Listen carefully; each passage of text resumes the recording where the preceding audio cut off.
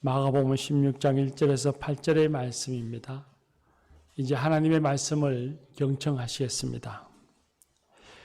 안식일이 지나매 막달라 마리아와 야고보의 어머니 마리아와 또 살로메가 가서 예수께 바르기 위하여 향품을 사다 두었다가 안식 후 첫날 매우 일찍이 해 돋을 때에 그 무덤으로 가며 서로 말하되 누가 우리를 위하여 무덤 문에서 돌을 굴려주리오 하더니 눈을 들어본 적 벌써 돌이 굴려져 있는데 그 돌이 심히 크더라. 무덤에 들어가서 흰옷을 입은 한 청년이 우편에 앉은 것을 보고 놀라매 청년이 이르되 놀라지 말라. 너희가 십자가에 못 박히신 나사렛 예수를 찾는구나. 그가 살아나셨고 여기 계시지 아니하니라. 보라, 그를 두었던 곳이니라. 가서 그의 제자들과 베드로에게 이르기를 예수께서 너희보다 먼저 갈릴리로 가시나니 전에 너희에게 말씀하신 대로 너희가 거기서 배우리라 하라 하는지라. 여자들이 몹시 놀라 떨며 나와 무덤에서 도망하고 무서워하여 아무에게 아무 말도 하지 못하더라. 아멘. 이 말씀으로 하나님이 은혜 주실 줄 믿습니다. 요즘도 아주 가끔 텔레비전에서 연예인들이 나와서 남자의 의리, 사나이의 의리 그렇게 하는 말을 듣습니다. 그 말을 하는 사람이나 듣는 사람이나 남자들이 뭔가 여성들에게 없는 대단한 것이 있는 것 같이 여겨집니다. 그러나 성경 말씀, 특별히 이 복음서에 나오는 예수님의 순환과 죽음에 대한 말씀을 우리가 읽어보면 남자들보다 여자들이 훨씬 더 의리가 있고 대단한 것 같습니다. 여성분들이 얼굴이 갑자기 좀 밝아지는 것 같네요. 우리가 성경 말씀을 읽어보면 잘 알 수 있습니다. 예수님이 십자가의 순환과 죽음을 당하실 때에 제자들은 예수님을 그 순환의 현장에 홀로 내버려 두고 다 제 살 길을 찾아서 도망갔습니다.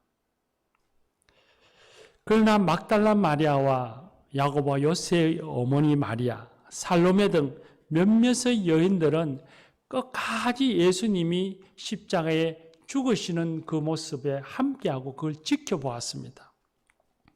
그리고 십자가에 달리신 예수님의 시신을 수습해서 안장하는 데까지, 장례를 지내는 데까지 함께 했습니다. 아리마의 사람 요셉이 십자가에 달리신 그 예수님, 죽으신 예수님의 시신을 빌라도에게 달라고 요구해서 그 시신을 수습해서 깨끗한 세마포로 사고 한 번도 사용하지 않은 자기의 새 무덤에 예수님을 안장할 때에 그 과정 속에 이 여인들이 함께 했습니다. 예수님을 기억하고 예수님을 사모했습니다. 아마도 예수님의 12 제자들은 이 여인들이 아니었더라면 예수님의 시신이 어디에 안장되었는지 그 무덤이 어디에 있었는지도 아마 몰랐을 것입니다. 끝까지 예수님과 함께했던 이 여인들은 예수님의 시신에 향품을 바르기 위해서 안식일이 지난 이후에 요즘 우리로 하면 주일 새벽입니다. 주일날 아직 해가 돋기 전 이제 막 해가 돋으려고 하는 그 새벽 미명에 여인들이 예수님의 시신에 향품을 바르기 위해서 무덤을 찾아갔습니다. 무덤을 찾아가면서 서로 얼굴을 쳐다보며 걱정했습니다. 무덤에는 그 무덤으로 들어가는 입구에 큰 돌이 봉해져 있었는데 그 돌을 누가 굴려줄까? 우리 힘으로 그걸 굴리고 예수님의 시신이 있는 무덤으로 들어갈 수 있을까? 염려하면서 무덤에 다다랐습니다. 무덤에 가서 도착하여 보니 이미 무덤을 봉인하던 돌은 굴려져 있었습니다. 놀란 마음을 진정시키고 무덤 안에 들어가 보니 당연히 있어야 할 예수님의 시신은 보이질 않았습니다. 빈 무덤이었습니다. 예수님의 시신이 있어야 할 그곳엔 흰옷을 입은 한 청년이 앉아 있었습니다. 마태복음에는 이 청년이 누구인지를 정확하게 우리에게 알려주십니다. 주의 천사라 말씀하셨습니다. 예수님의 시신이 있는 곳에 예수님은 아니 계시고 천사가 있었습니다. 그리고 그 천사가 찾아온 여인들에게 말을 했습니다. 놀라지 말라. 내가 십자가에 못 박힌 나사렛 예수를 찾는구나. 그가 살아나셨고 여기 계시지 아니하니라 하셨습니다. 누가복음에 보면 좀 더 강하게 이 말씀을 표현하고 있습니다. 너희가 어찌하여 산 자를 죽은 자 가운데서 찾느냐? 여기 계시지 않고 살아나셨느니라 했습니다. 그렇습니다. 예수님은 분명 죽으셨습니다. 그리고 그 시신을 무덤에 안장했습니다. 그러나 예수님은 죽음에 머물러 계시지 않았습니다. 죽음의 권세를 이기고 다시 살아나셨습니다. 부활하셨습니다. 우리 주변의 분, 옆에 분들과 서로 인사하십시다. 예수님이 부활하셨습니다. 예수님이 부활하셨습니다. 예수님을 지극히 사랑하던 이 여인들이 천사로부터 예수님의 부활의 소식을 들었으면 우리 생각에는 막 마음이 들뜨고 즐거워하고 찬양을 부르고 춤을 추며 환호성을 내지를 것 같은데 오늘 우리가 읽은 말씀을 보면 여인들은 예수님의 부활의 소식을 듣고서 심히 놀라 떨며 무덤에서 나와 무서워 도망했다고 말씀합니다. 또한 천사가 제자들에게 가서 예수님이 말씀하신 대로 살아나서 갈릴리로 가리라 하셨던 그 말씀을 제자들에게 전하라고 말했는데도 이 여인들은 무서워서 아무에게 아무 말도 하지 못했더라고 성경은 말씀하십니다. 왜 그랬을까요? 곰곰이 생각해 보면 너무나 당연한 모습이라고 생각합니다. 우리들은 믿든 안 믿든 예수님의 부활에 대한 이야기를 많이 들었습니다. 그러니 또 예수님이 부활을 이야기를 들어도 놀랄 일이 없죠. 그러나 예수님의 무덤에 찾아온 이 여인들은 예수님이 죽음을 이기고 부활하셨다, 다시 살아나셨다고 하는 소식을 세상에서 최초로 듣는 여인이었습니다. 요즘 젊은이들 말로 하면 이 말씀의 상황은 그야말로 생방송입니다. 날 것 그대로 우리에게 보여주고 계시는 겁니다. 여인들은 사랑하는 사람의 죽음을 보았을 것입니다. 그것이 가족이든 혹은 친구이든 동네의 어른이든 그 죽음을 보았을 것입니다. 그리고 그 죽음은 죽음으로써 끝이었습니다. 죽음으로써 삶의 끝이 나고 삶의 마지막이라고 하는 것을 그들은 경험해 왔습니다.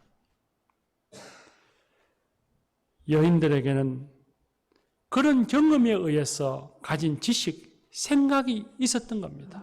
죽음은 마지막이고 끝이라는 생각입니다.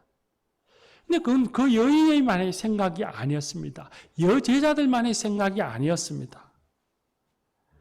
세계는, 온 인류는 생각하기를 죽음은 유한한 인간 존재의 삶의 한 부분이고 사람은 태어나면서부터 너무나 자연스럽게 누구나 다 죽는다고 생각을 합니다. 그리고 그 죽음이 오면 그 죽음을 이길 이도 없을 뿐만 아니라 죽음은 삶의 끝이요 마지막이라고 생각합니다. 죽음은 우리 삶의 모든 것을 송두리째 뺏어가는 슬픔이고 절망이요 인생을 허무하게 만드는 것이라고 생각하고 그렇게 인식하고 믿고 있습니다. 21세기에 문명이 이만큼 발전해 있지만, 이만큼 발달된 과학 문명을 갖고 있지만, 우리 모두 다 온 인류가 이 세계가 죽음은 극복할 수 없는 어둠의 힘이라고 우리는 그렇게 인식하고 믿고 있습니다. 이것이 세상이 신뢰하는 상식이고 지식이고 지혜입니다.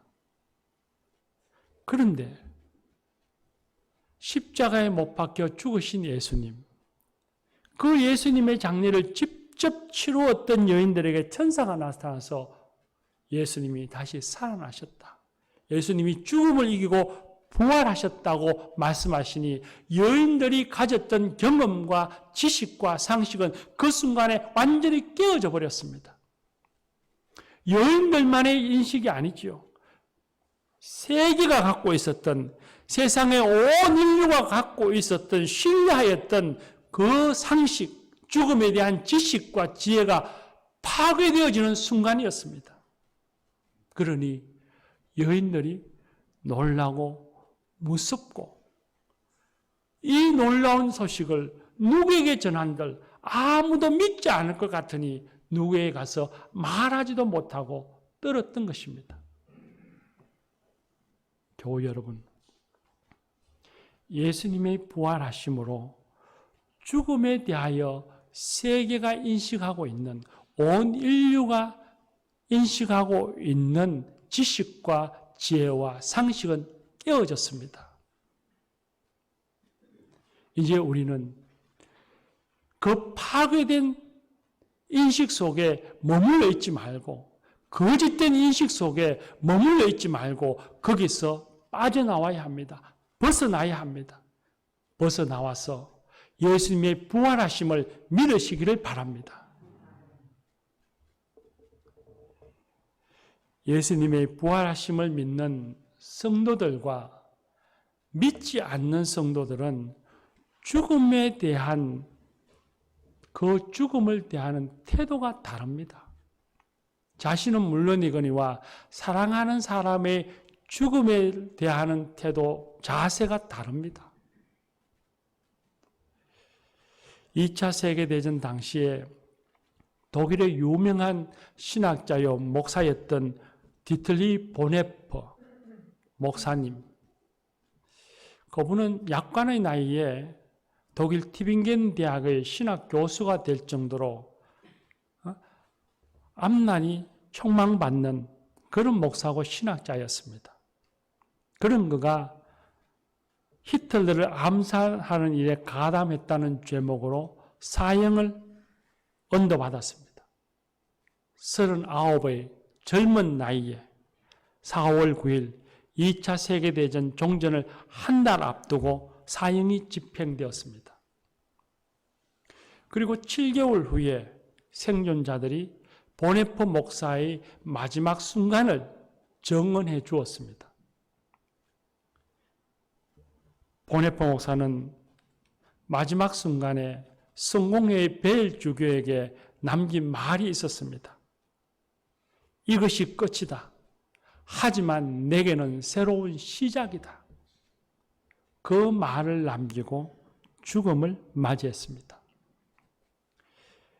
보네퍼 목사가 갇혀 있었던 강제 수용소 담당 의사였던 피서 휘슬트링은 나중에 증언하기를, 보네퍼 목사의 마지막 그날을 증언하기를, 막사에 있는 방의 반쯤 열린 문을 통해 나는 보네퍼 목사가 죄수복을 벗기 전에 바닥에 무릎을 꿇고 자신의 주 하나님께 진심으로 기도하는 모습을 보았다. 나는 이 사랑스러운 사람이 기도하는 방식을 보고 깊은 감명을 받았다. 어찌나 경건하든지 하나님이 그의 기도를 들어주셨다고 확신할 정도였다. 그는 현장에서 다시 짤막한 기도를 드린 다음 용감하고 침착하게 계단을 밟고 교수대에 올랐다. 그리고 몇 초 뒤에 죽었다. 지난 50년간 의사로 일하면서 그토록 경건하게 죽음을 맞이한 사람을 본 적이 없다. 그렇게 증언했습니다. 보네퍼 목사만 그런 것이 아닙니다. 빛 색깔 공기라고 하는 책의 주인공인 고 김치영 목사님은 암으로 투병하면서 마지막 죽음을 맞이했고 그리고 죽었습니다. 근데 그 죽음을 맞이하는 그 과정 속에서 문병차 찾아오는 제자들에게 미음 한 숟갈을 떠지 못해서 기력이 완전히 탈진해 있고 입술은 바짝 말라있던 그 목사님이 어디서 그런 힘이 나왔는지 앉지도 못하시던 분이 벽에 기대어서 본인이 직접 작성하신 베드로전서 1장 3절의 말씀을 설교문을 가지고 부활의 사한 소망을 찾아온 제자들에게 힘차게 설교했습니다. 그러면서 목사가 된 제자들에게 이 소망을 가지고 살아라 당부했습니다. 그리고 가족들에게는 내가 죽으면 장례식장에서 검은 옷을 입지 마라. 자신이 가진 옷 중에서 가장 화려하고 좋은 옷을 입어라. 그리고 슬픈 찬양을 부르지 마라.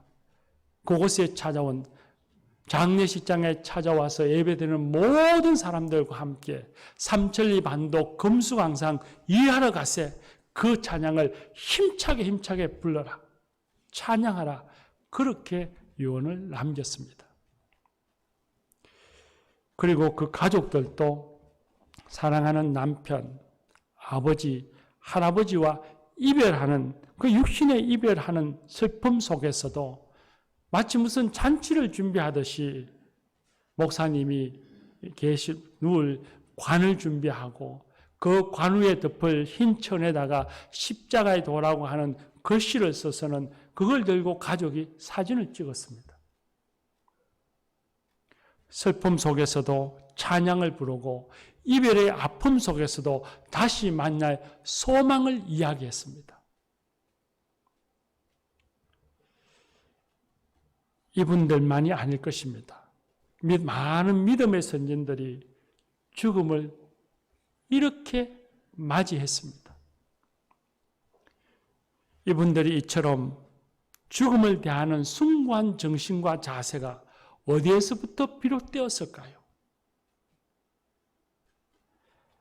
바로 예수 그리스도를 믿는 믿음 때문입니다. 예수 그리스도를 부활을 믿기 때문에 예수 그리스도의 부활을 믿는 믿음 때문입니다. 예수님이 부활하신 것처럼 자신이 죽으나 죽음과 동시에 예수님처럼 자신도 부활할 것을 믿었기에 그 믿음에 찬 확신에 찬 행동이었습니다. 교우 여러분, 예수님의 죽음은 개인적인 부활이 아닙니다. 예수님 한 분의 개인의 부활이 아닙니다.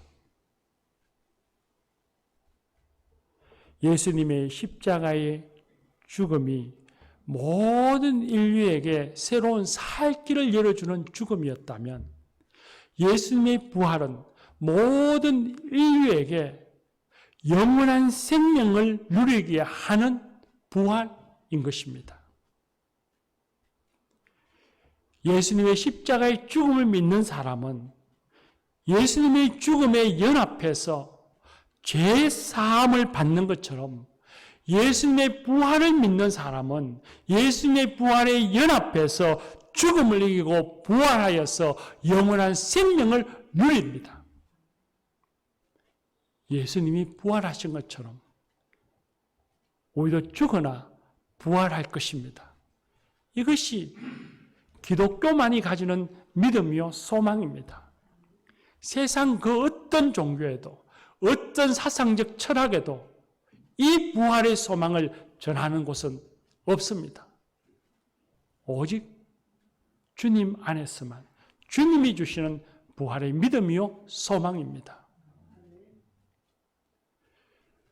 이런 믿음과 생각, 인식이 사람이 만든 것이 아닙니다. 하나님의 말씀, 성경이 우리에게 그렇게 말씀하고 계십니다. 고린도전서 15장 20절 말씀에 그리스도께서 죽은 자 가운데서 다시 살아 잠자는 자들의 첫 열매가 되셨도다 했습니다.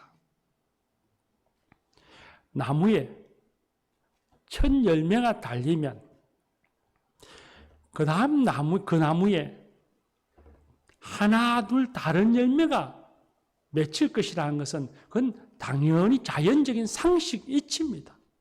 그것처럼 예수님이 부활의 첫 열매가 되셨으니 그걸 시작으로 해서 믿음의 사람들이 하나 둘 부활할 것이라는 것을 가르쳐 주신 말씀입니다. 그래서 고린도서 15장 바로 그 뒤에 23절 말씀에 말씀하시기를 각각 자기 차례대로 되리니 먼저는 첫 열매인 그리스도요 그 다음엔 그리스도에게 붙은 자니라 하셨습니다. 고린도서 6장 14절 말씀엔 하나님이 주를 다시 살리셨고 또한 그의 권능으로 우리를 다시 살리시리라 했습니다. 로마서 8장 11절 그리스도 예수를 죽은 자 가운데서 살리신 이가 너희 안에 거하시는 그의 영으로 말미암아 너희 죽을 몸도 살리시리라 했습니다. 골로새 4장 14절 주 예수를 다시 살리신 이가 예수와 함께 우리도 다시 살리사 너희와 함께 그 앞에 서게 하실 줄을 아노니 했습니다. 하나님께서 예수를 죽음에서 다시 살리신 것처럼 우리도 죽음에서 다시 살리실 것이라 말씀하셨습니다. 예수님의 부활이 우리의 죽음과 생명의 관계에서 우리가 죽으나 그 죽음을 이기고 부활할 것이라 말씀하셨습니다. 신약 성경을 읽어보면 신약 성경의 말씀에 곳곳에 이 부활의 믿음과 소망을 알려주는 말씀으로 가득 차 있습니다. 마태복음에서부터 요한계시록에 이르기까지 부활의 승리의 창가의 말씀이 계속 이어져서 그 생명의 말씀, 부활의 소망과 부활의 믿음의 말씀이 말씀들을 관통하고 있습니다. 사랑하는 교우 여러분, 누구나 죽음이라는 아픔과 슬픔을 인생사에서는 맞이할 것입니다. 자기 자신이든 사랑하는 사람의 죽음이든 말입니다. 그러나 죽음이 삶의 끝이 아닙니다. 죽음과 동시에 믿음의 사람들은 부활할 것이며 부활하여 하나님 품 안에서 영생을 누리게 될 것입니다.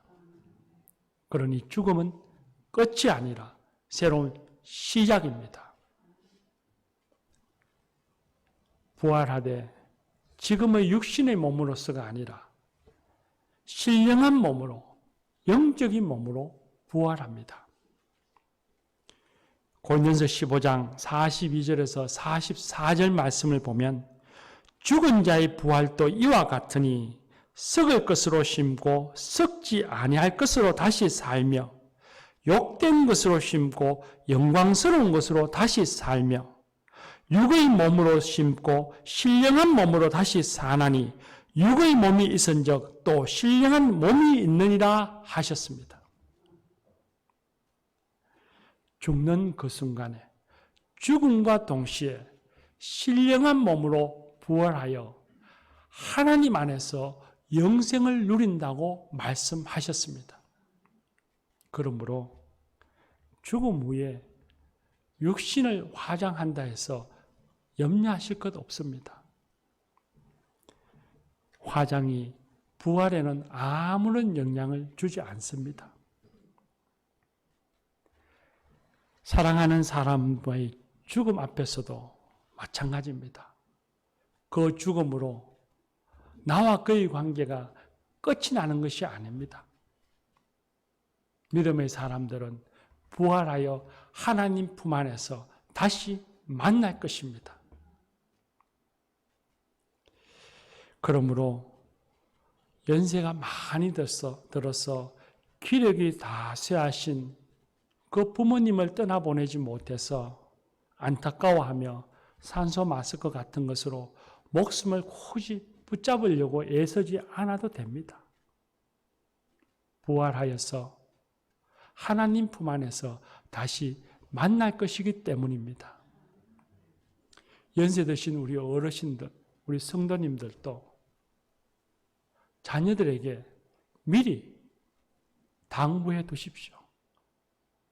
내가 혹 그런 상황이 온다면 내 목숨을 연명하려고 하지 마라. 나는 죽으나 부활하여 하나님 품에 가는 것이 기쁘다. 그렇게 말씀하십시오. 그래서 혹 그 상황을, 그런 경우를 맞이하는 자녀들의 마음의 짐을 좀 가볍게 해주시기를 바랍니다. 그리고 오히려 자녀들에게 유언으로 예수 잘 믿고 부활하여서 나와 다시 만나자. 나는 부활의 믿음과 소망이 있어서 이날 이때껏 그 믿음 부여잡고 살아왔고 나는 죽으면 부활하여 하나님 품에 간다. 너희들도 예수 잘 믿어서 부활하여 하나님 안에서 나와 다시 만나자. 유언하십시오. 자녀들에게 부활의 믿음을 남겨주는 그런 부모님들이 되시기를 바랍니다. 기도합시다.